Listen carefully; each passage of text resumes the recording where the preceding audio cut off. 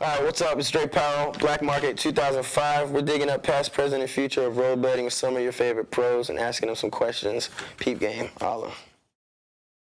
Adam Johnson, I'm 22 years old. I've been rollerblading for 11 years, making videos for 8 years. The main problem with the rollerblade industry wouldn't be the professionals, it's not necessarily the corporations, but it's the lack of income and potential income for rollerbladers. And I stepped back a couple years ago and took it up on myself after Straight Jacket came out. I paid all the Vibrolux team riders and I paid Brian Aragon $500 a piece for section. Not that much, but you figure that most people over the years, like when Louis Zamora did VG14 section, he got paid nothing. There's these professional rollerbladers, and they've done it for the past 11 years. They've been putting literally their lives on the line, and it gets more ridiculous, and the producer pushes them more with each video that comes out.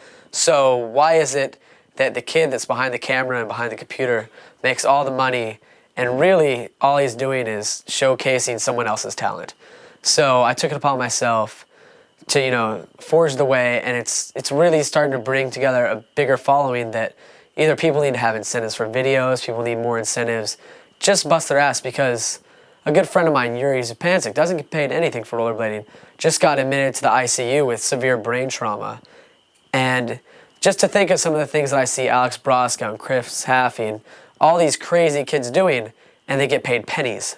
And it's starting to become one of the plagues of our industry. We have too many clothing companies and wheel companies that are run by pretty half-assed individuals that come in offering these professional rollerbladers $250, $300 a month, which to them is like gold because they don't get paid from their clothing company.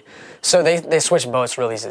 We'll go to this clothing company, we'll go to this clothing company, I'll change to this wheel sponsor to make money. But in the long runs, it's these sort of corporations who come in with these idle promises because they haven't been there since the beginning. They don't know that the cash flow is not going to be there in 2 or 3 months. So they pay their riders for the first 2 months, take away all the sales from their little regional area, and then, they're forced to pack up shop.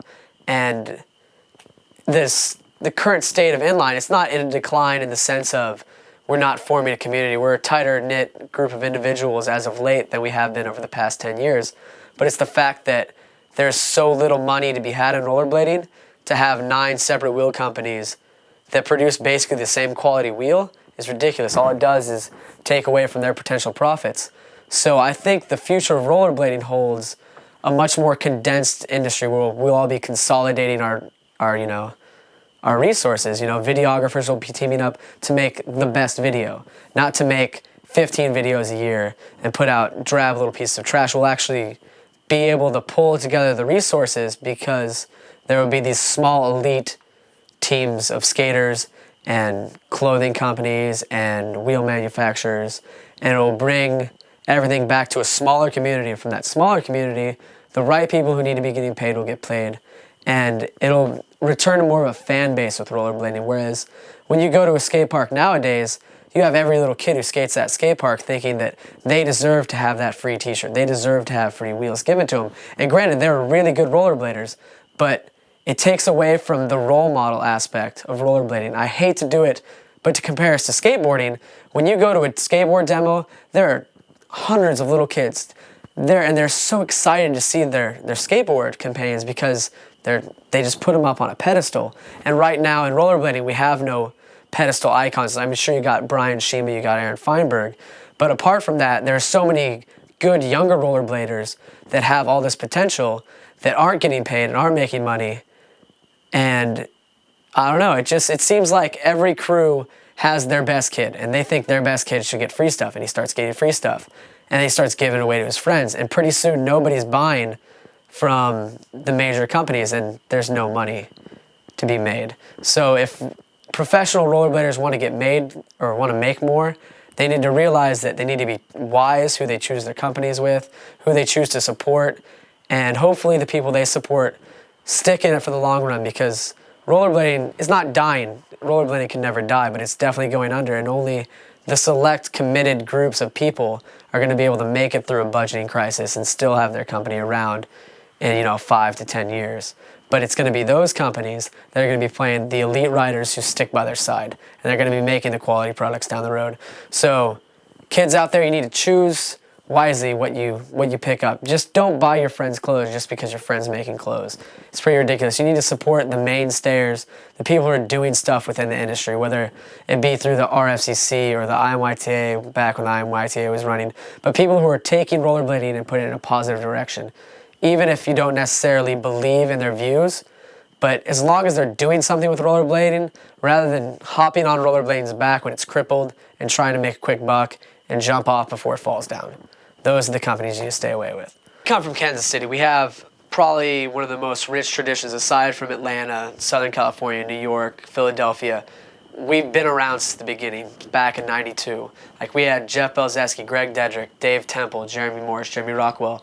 And I think those guys did a really good job of setting it up for future generations, the way that you pass down common knowledge and courtesy, and just it dictates a certain level of respect. And I think that's lost in a lot of crews nowadays. You have little subcultures and subgroups of the larger clique. Like take Philadelphia, for example, or Atlanta. There's so many rollerbladers, but yet they're not all united. And I think a lot of ignorance stems from that fact.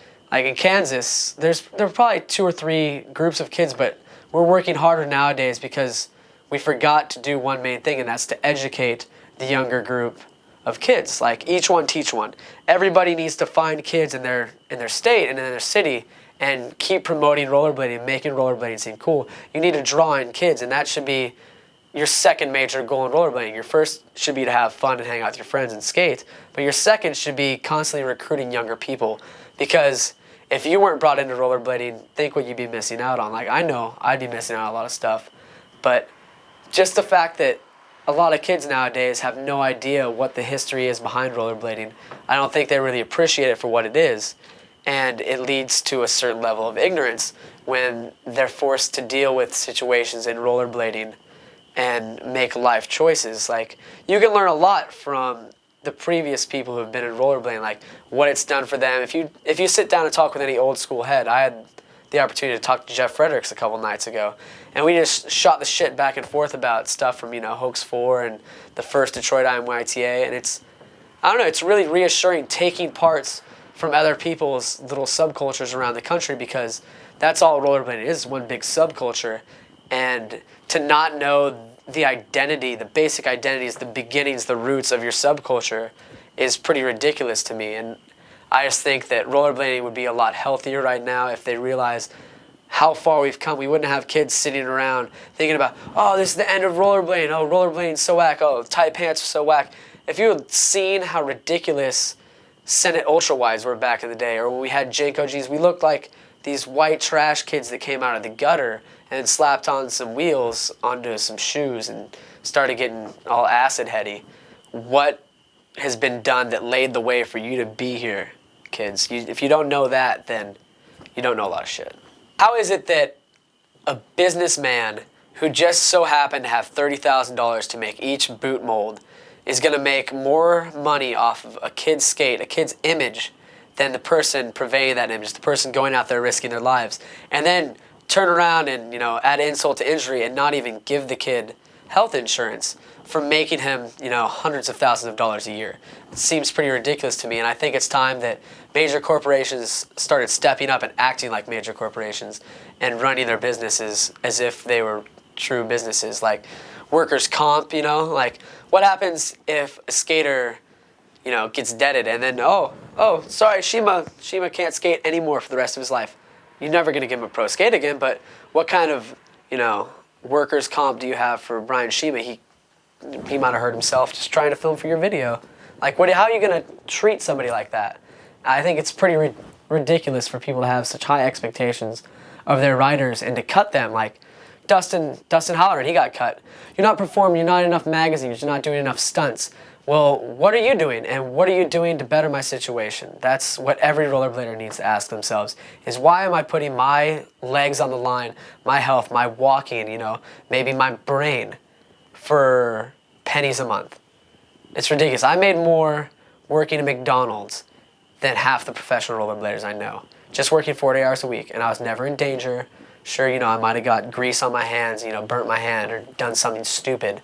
But other than, higher cholesterol, I was well off at McDonald's. And why make these rollerbladers who are some of the most talented individuals on the planet go get a second day job working at Roberto's making California burritos. I don't think it's fair, and I don't think it's fair to have expectations to make them move out to California where it's a higher standard of living and it's, higher cost of living when you're going to pay them the same amount. You're not going to give them any health insurance and you're not going to give them any benefits. I think it's time that people step up and realize that we're running this industry pretty half-assed. And if we get the right people to start running it correctly, I think a lot of things could be implemented to, further us up the ladder of not only media exposure, but bringing in new individuals, making the sport appealing to people. Because no kid wants to know that, oh, you're coming into a sport and the only way you're ever going to get paid is you have to jump off roofs. But if you hurt yourself, we're never going to pay you and it's on you to get it fixed. That seems like a ridiculous expectation. In 1995, the X Games was formed, and from what I've been told through several key individuals who are very, involved at that time, key individuals, that was primarily funded through money that Rollerblade, the corporation, created with a joint venture with ESPN to make the X Games. So from that field of logic, rollerblading created the X Games. Skateboarding was almost not even included in the X Games at that time because it was so unmarketable. I don't want to say it was at a down point in its history because I don't think it really was, but it was at sort of a lull, a plateau. It was kind of just fumbling along.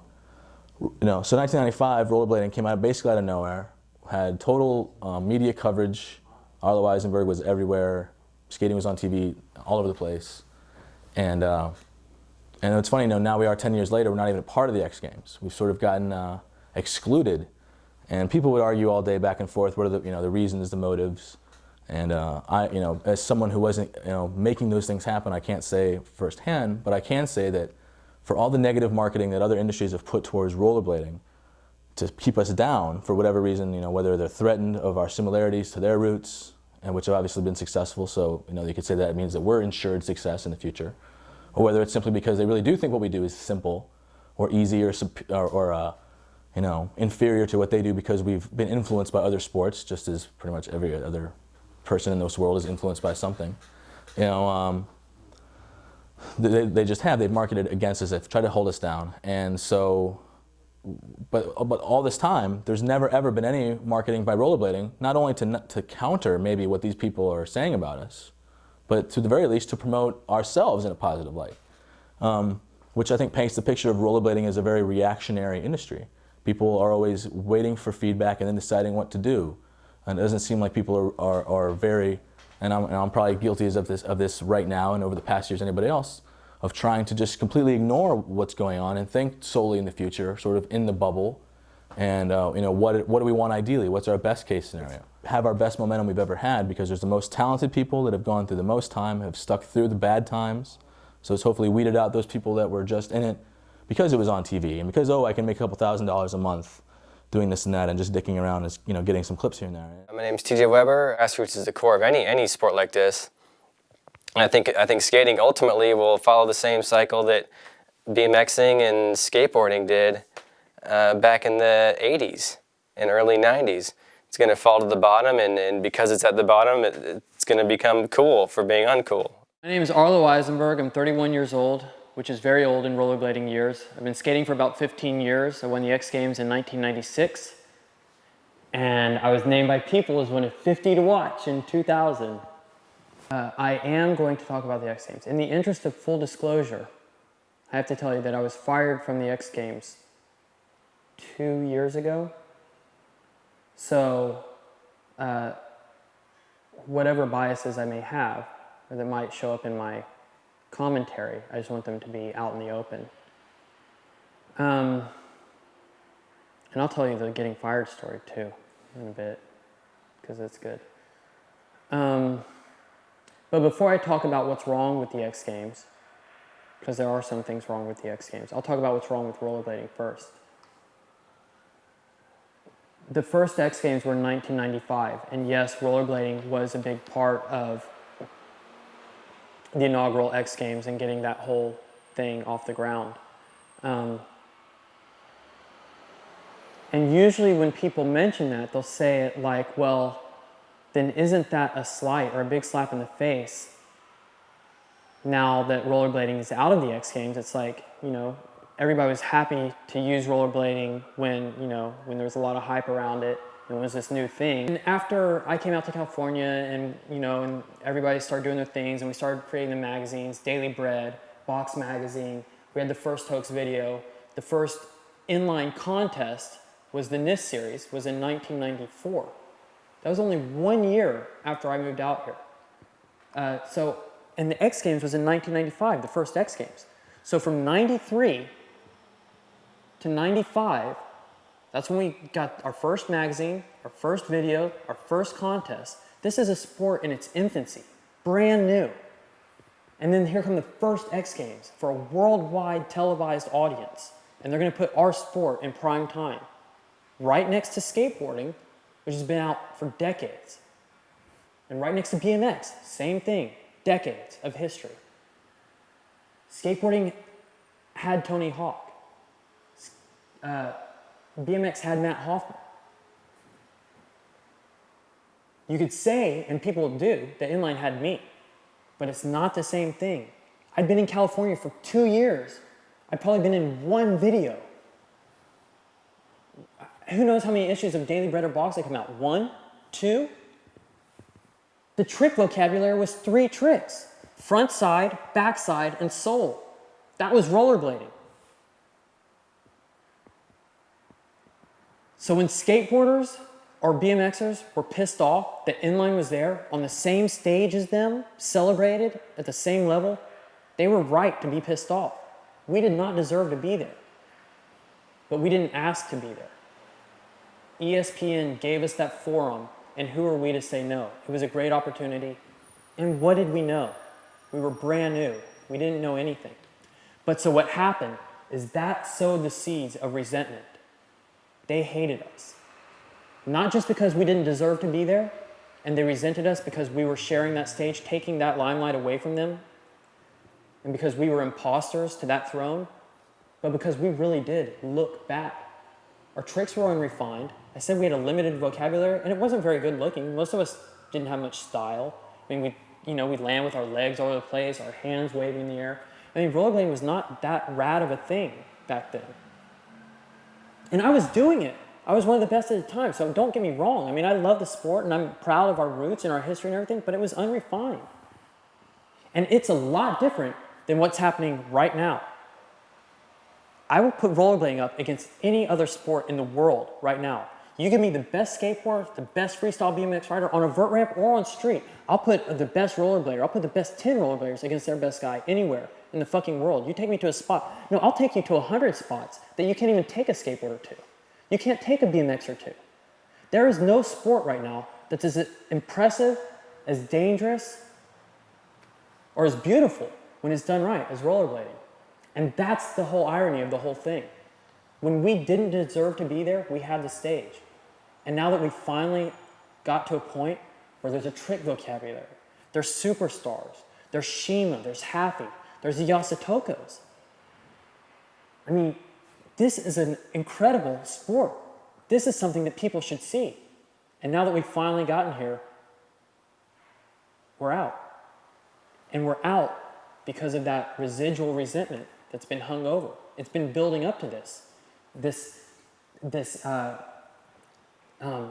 like this groundswell of hate and resentment towards rollerblading that's just been building up over the years. And as skateboarding's gotten more powerful, and the BMXers have gotten more powerful and more influence and more weight, this resentment has turned back on inline to the point where they are able to exercise their influence.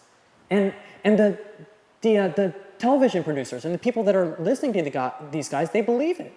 Yeah, rollerblading's not as cool as skateboarding.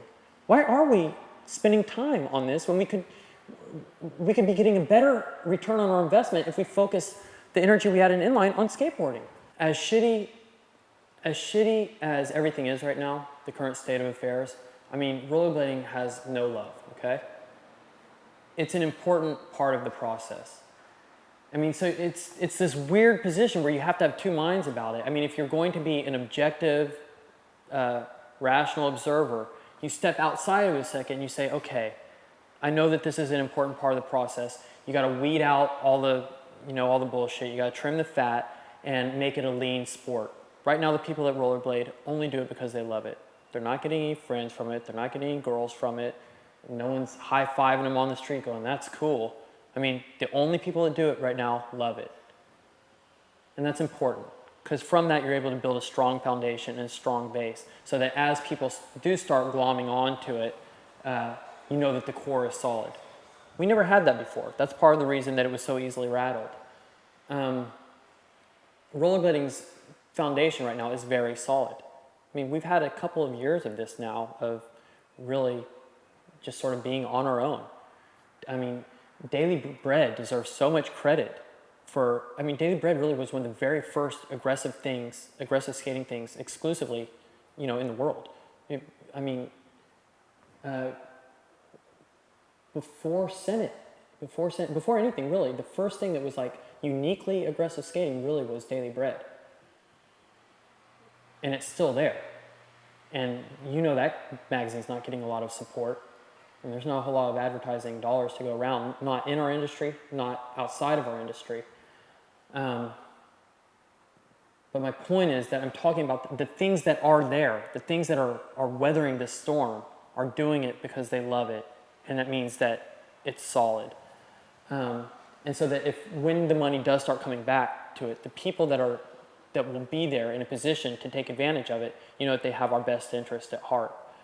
And you couldn't say that about the industry when it was brand new. I mean, there was so much money flying around that people were jumping into it, and no one cared about rollerblading. But even Wait. But there's something else.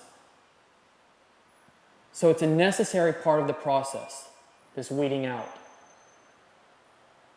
Doesn't make it any less shitty. Doesn't mean we have to be content with it. I mean, a part of our job, our role throughout this is to maintain the struggle, is to fight, not to be content with being shit on. It's just important somewhere in the back of your mind to know that it's making us stronger. And so what will happen when you talk about coming back to the mainstream, or what is rollerblading's future in the big picture? Rollerblading is not going anywhere. Street luge was dropped out of the X Games before we were, probably a couple of years before we were. The bungee jumping, kayak bungee jumping, whatever it was as a sport, was dropped out of the X Games after the first year. Never heard about it again. I don't know, I know people still bungee jump at the mall, but you never hear of it as a sport. I'm sure there are a couple of hardcore guys out there that street luge still, but I would be surprised to hear that they still have a circuit or anything that's anything more formalized than a couple of guys going out and doing it, you know, midnight runs or something. But rollerblading has not gone anywhere, and rollerblading is not going anywhere. It's too strong. There's too many people that do it, and the reason why is, one, because it's easy, which has always been people always try to throw it out like it's some mark against it, but no, it's fun to do. You can get in them and start skating and have fun. And it makes no, because it's easy to get into, places no limit on how far you can take it. I mean, you only need to open up a magazine or watch a video these days to see the answer to that. But people love it. Too many people love it too much in too many places for it to go anywhere. And you know, this reminds me of an interesting point. Our plight in the US, this is going to sound so ridiculous and gay to say, but really does honestly have a lot to do with the X Games. By cutting out that exposure versus skateboarding and BMX, by not just by showing people skateboarding and BMX and reinforcing that idea that those things are cool, but also at the same time by not showing rollerblading, you're not just saying to people, you're not just ignoring it, because yeah, people aren't seeing it, they're not being exposed to rollerblading, we're not recruiting new numbers. But when they do see a rollerblader, that hasn't been reinforced anywhere as something cool. And the fact that they don't see it next to skateboarding and BMX makes them think, well, there must be something wrong with rollerblading. And so ESPN really has cultivated this culture and this mentality of hate and ignorance, where people actually not only don't understand rollerblading, but they really don't respect it. They don't think that it's something worthy of respect, because that's the message that they're being sent. Even when we were a part of the X Games, we weren't in the commercials. You show Bob Burnquist, you show Tony Hawk, they show Dave Mirra. They don't show a rollerblader in the commercials. Even when we were in the X Games, when they show it on TV, they'll show hours of skateboarding segments. They'll show hours of BMX segments, but don't blink, because you'll miss the inline. They're not showing a whole lot of inline, even when we were in the X Games. So all these things are constantly reinforcing this idea that inline is inferior to the other sports. Which, by the way, is why I got fired from ESPN. Every year, I've been announcing the X Games, okay? I go and I do the play-by-play for the TV broadcast with Mark Shays. When the guys are doing their runs, dropping in, whatever, I'm the voice on TV going, wow, great run from Takeshi Yasutoko, 540, whatever, all this BS. And I've done that for several years. And every year before we go to the X Games, they have what they call a talent meeting. They bring in all the guys that are going to do the broadcast for the TV show. Skateboard commentators, BMX, motocross, all the different things. And same thing every year. They bring us in, we go to the hotel, the host hotel where we're all staying. They bring us into a conference room. Producers come in and talk to us about this year's event, new technology. They tell us, they give us a crash course in editing. There's going to be L cuts, whatever. I don't know what they talk about. But so this year, this infamous year that I'm talking about right now, which was 2 years ago, we go into the conference room, and the guy, Rich Feinberg, the producer, what was his title? Vice President of Sports, who knows? But he was the producer responsible for hosting and steering this production meeting. And he starts out the thing with a video cassette. He says, listen, I had my staff put together this video of highlights from last year's X Games. I think it's really great. I'm really proud of it. My staff worked really hard on it, and I think it's going to get everyone fired up for this year's X Games. So he puts in the tape, turns down the lights, and the ESPN commentator, they've got it voiced over, with his scruffy voice. He's like, Travis Pastrana had to go for the backflip in the X Games, and it's like gritty, slow motion film. It's like they really did. They went all out on this little 3-minute video that they're showing us. And it goes through. It shows Travis Pastrana doing his backflip. And, whatever. Tony Hawk, whatever. It goes through things, it goes through all the different things. And they never show rollerblading. And they show, and they didn't show a whole lot of wakeboarding. Maybe they showed a couple of shots of a wakeboarder. But there was not even a single throwaway shot of a rollerblader. Not even a flash of Ato looking at the camera. I think the year before, maybe Ty Chris had done his double backflip, which was pretty momentous for us. But nothing. No mention of anything rollerblading. And this wasn't even for the general public. This was just a little 3-minute thing to show his staff. And he knew that that Mark Shays and I were going to be there, that we're part of this staff. We're part of the X Games. Rollerblading hadn't been dropped yet. And as I'm watching this, and it becomes clear to me that that rollerblading is not going to show up, I'm like seething, And this is, mind you, this is not just the first flight of this sort. I mean, this is after years of watching X Games commercials and waiting for the rollerblading one, waiting to see some rollerblader hanging out at 7-Eleven with Tony Hawk and Dave Mirra, talking about the X Games, in their fucking commercials. It never happens. And so on top of all this, and now this thing, I've got to suffer this indignity. And so I was furious. And he turns back on the lights. And he's like, yeah, what'd you guys think? And I didn't know what to do. And I felt like I had to do something. And so all I could muster, my idea of a protest, I'm like, you know what? I'm going to walk out right now. And I did. I stood up and I walked out. That was it. That was my protest. And I walked out there and I'm like, well, what the fuck am I doing? I don't know. I walked to the bathroom. I'm standing there looking in the mirror. So I go back in the room, realizing now that it just looks like I got up and I went to the bathroom. I mean, some protest, no one even knows that I protested. But if nothing else, it did cool me off a little bit, so I sat down for the meeting. and I'm able to pay attention. Rich goes on with the presentation. He's talking about this stuff. He's talking about the new technology. And he says, we've got some really great new technology this year. We're going to have the cable cam coming over the whole street course. And he's talking about the different things. And he says, and we're going to do something new this year that we've never done before. We've always talked about. He said, but I've got to tell you, we tried a lot of different things. He said, we're going to have a follow cam. We're going to have follow cam footage on the street course, which is something that we've always been advocating, something everybody's always wanted, because it's good to get that close-up, intimate feel on the street course. It really makes the tricks look better.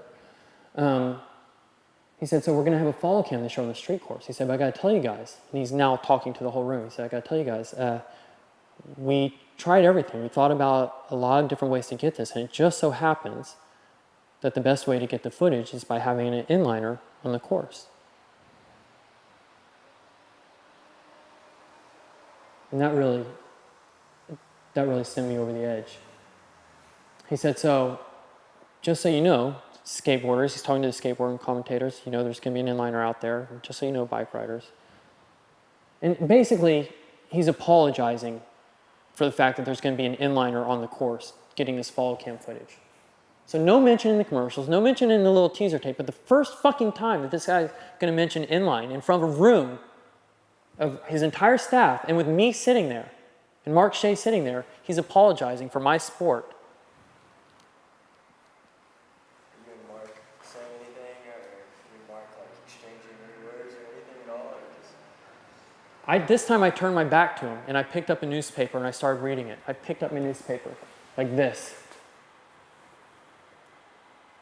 I mean, I was furious, fucking pissed out of my mind. And finally he says to me, because, this is a conference room. I've got my back to the guy. He knows something's up.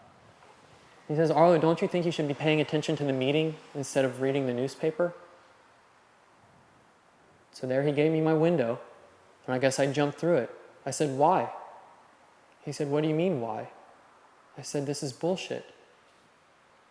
And he said, oh. He said, what's bullshit? And I told him what I told you. I told him about the tape. I said, you showed this tape, which you're so proud of. Not a single shot of a rollerblader. And then the first time you mentioned rollerblading, you're apologizing for it. And everybody in the room laughed when he said it. He said, it just so happens we got, or whatever he said. He said some stupid thing, and a guy chuckled out of the room, because there was going to be an inliner on the street course. And they all had a big laugh about it. I didn't think it was funny. And so I told him, the first time you mentioned it, you apologized for it, and you guys all have a big laugh about rollerblading. I said, listen, I'm not here just to be some talking head on TV. I'm not here because I like talking about rollerblading on TV. I said, I'm here because I love the sport. I said, and at some point, it just gets to be too much. It's too overwhelming. I can't sit by, while you guys constantly disrespect my sport, what I love to do.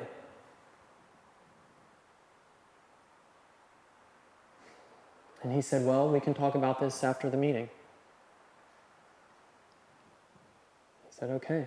And after the meeting, I walked out. I felt like I'd said whatever I had to say. If he wanted to talk about it, he could, but I wasn't going to go up to him, and I left.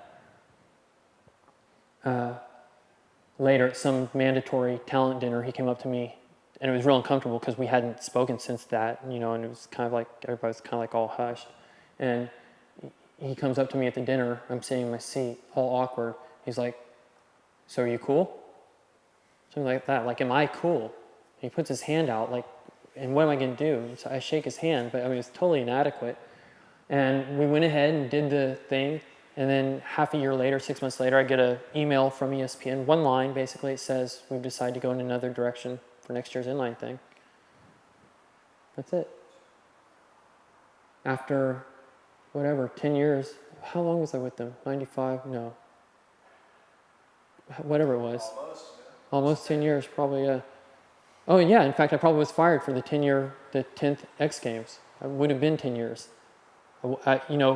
From competing to commentating, I had a lot of history with them. And you know what offended me most of all about it?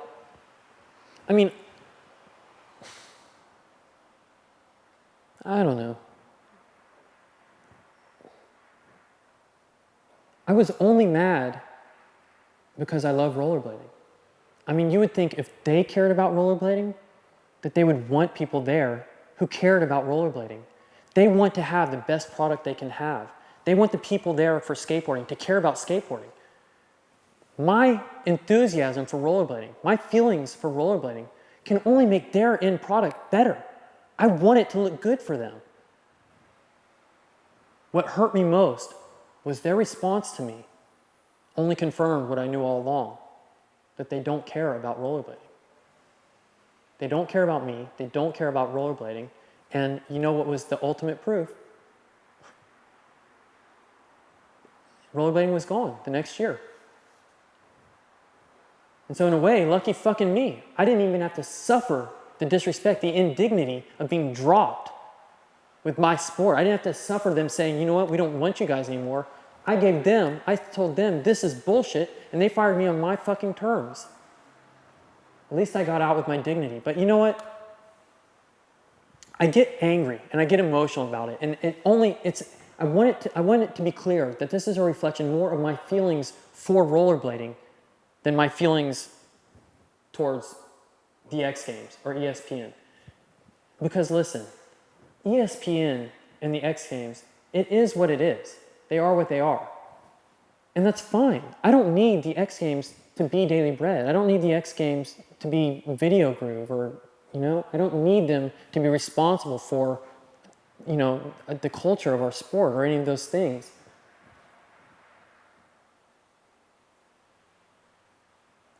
So there may come a time, talking about the mainstream, that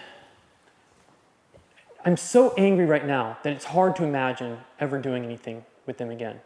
Who knows, maybe they don't ever want us again. But you have to believe that if all things followed their course, if we stayed on this trajectory where inline is what it is, it's as impressive as it is, whatever people's feelings are about the sport now, they can't maintain those feelings forever. Skateboarders used to hate BMX. And then you know what happened? Matt Hoffman happened.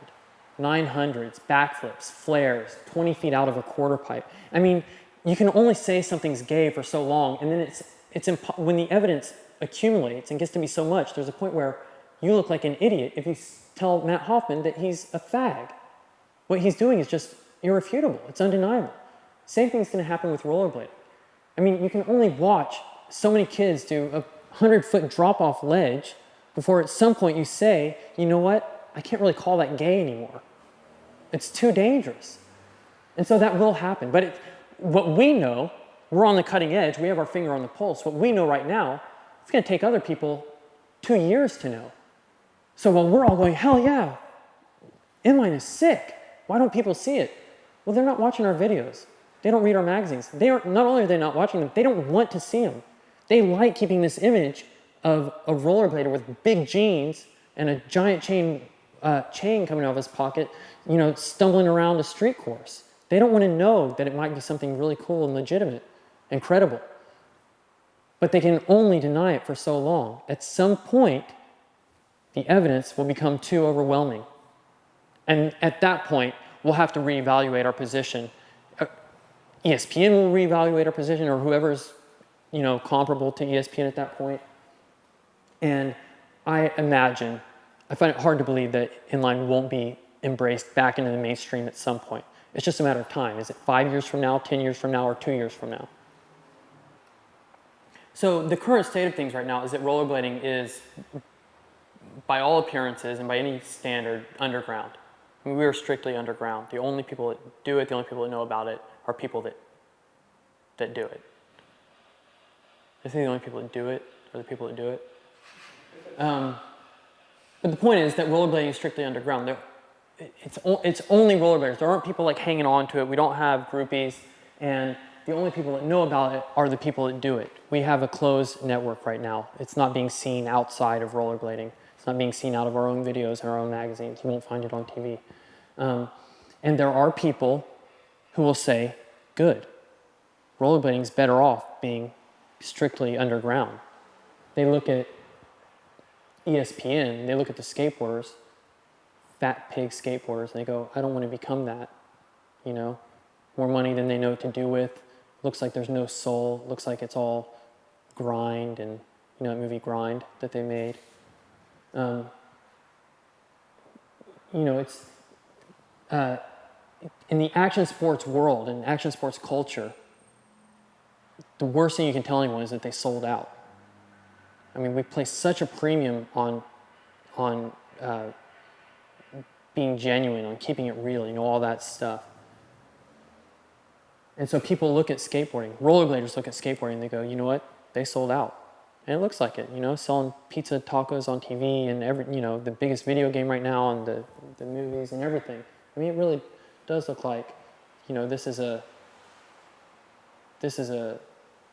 sport, a culture that's gotten way too fat for its own good. And it's become obscene and gross with its size. And so the people say, well, good, let us stay underground. Let rollerblading stay underground because it's more virtuous. There's something more credible about that. We're keeping it real. But I think that that's bullshit. Because what they're mistaking, because when they look around, you see 20 kids at a skate park and none of them know how to skateboard, and they've all got the newest BAM, you know, skateboard deck, and they've got the BAM shoes or whatever they're all wearing. And rollerbladers take pride in knowing that when they see another rollerblader, usually they're looking at someone that's a lot like them, you know, that's in the know, that's cool. And skateboarding used to be like that.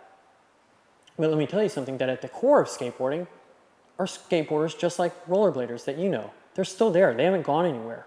And in fact, those kids, those 20 kids that you see at the skate park, well, they may have nothing to do with those core skateboarders. It's not like they're hanging out at the same places, those guys aren't friends, but those 20 kids are paying for those skateboarders to make a living doing what they love. And we don't have those 20 kids supporting us.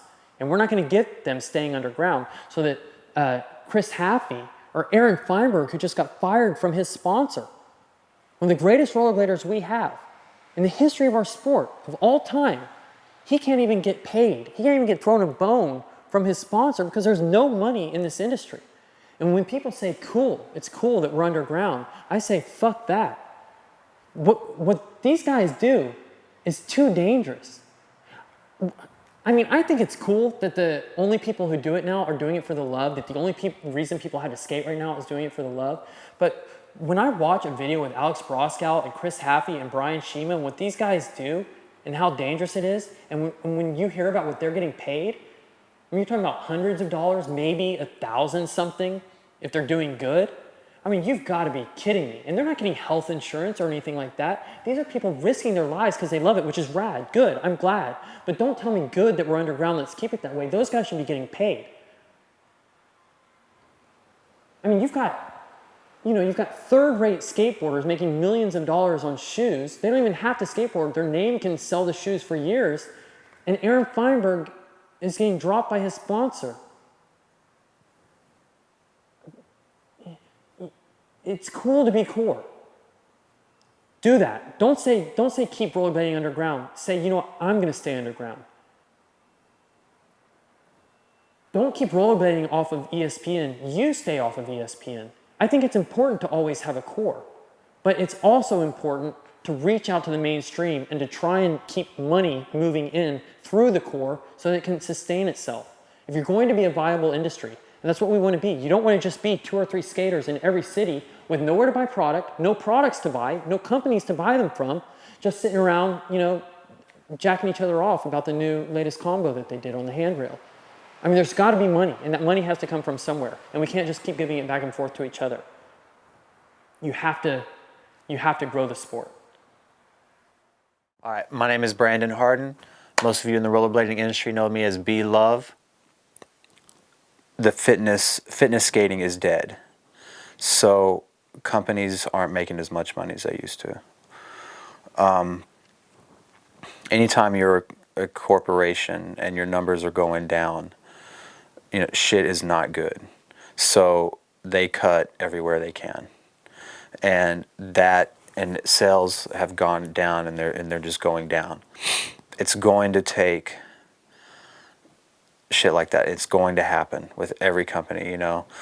I was actually shocked whenever a couple of years ago I was talking to the K2 team and finding how much they were getting paid per month, and compared it to what I was making, you know, whenever I was skating. And we're talking percentages difference, less than half, you know. In fact, they're making per month. Whenever I got a contract that was that per month, I was like, hell no, you know. I called everybody and was like, they're not doing this to us, and fought back and actually got it back up, you know. But that's whenever they were making money off fitness skating, you know. The thing is like, they were selling fitness skates like pancakes, you know, like Waffle House waffles. Everybody was buying fitness skates. So all that money got dumped into aggressive skating, because aggressive skating was also getting big. And, you know, now that fitness skating has died off, you know, the aggressive industry is suffering for it, you know, because now everything is going down. It's not as good as it used to be. You go out and I'm right now suffering from skating, you know, and I have no money left over from skating, you know, nothing to show for it except for, you know, a couple of pages in a magazine and video shoots. So it sucks. It would be nice for the money to come back up and for them to actually, you know, justify getting it. You know, health insurance is a great point. I think that any skater for a company, they should do something about their health insurance. But there's something wrong with that too. We're talking about whole, just how we are doing with health insurance these days.